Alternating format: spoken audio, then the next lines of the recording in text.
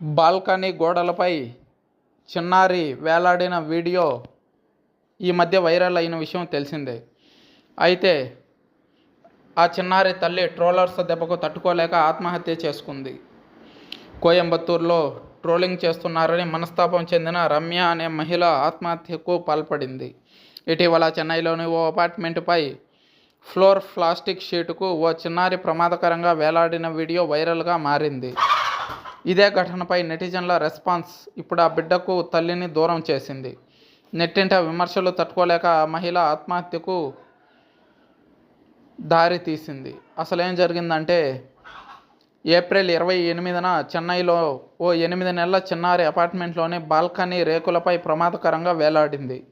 ఆ చిన్నారిని అపార్ట్మెంట్ వాసులు రక్షించిన వీడియో వైరల్ అయింది. శిశింద్రిలో లాగా ప్రమాదకర చోటుకు పాకుతూ వెళ్లిన ఆ శిశువును కింద దుప్పట్లు పరిచి స్థానికులు రక్షించారు. దీంతో పాపను రక్షించిన వారిని ప్రశంసించిన నెటిజన్లు చిన్నారి తల్లి విషయంలో తిట్లకు దిగారు. పసిబిడ్డను చూసుకోవడం చేతకాదా అంటూ తల్లి రమ్యను ఆడిపోసుకున్నారు. పాపను అలా నిర్లక్ష్యంగా వదిలేసేందుకు ఈ ప్రమాదం జరిగిందంటూ కోపం ప్రదర్శించారు. ఘటన తర్వాత డిప్రెషన్కు లోనైన రమ్య కోయంబత్తూరులోని తన తల్లి ఇంటికి వెళ్ళిపోయింది. తీవ్ర మనస్తాపానికి గురైన రమ్య ఆదివారం ఇంట్లోని కుటుంబ సభ్యులు లేని సమయంలో ఆత్మహత్య చేసుకుంది. వారు తిరిగి వచ్చేసరికి ఆమె అపస్మారక స్థితిలో కనిపించింది. వెంటనే ఆమెను ఆసుపత్రికి తరలించినా అప్పటికే మృతి చెందినట్లు డాక్టర్లు నిర్ధారించారు.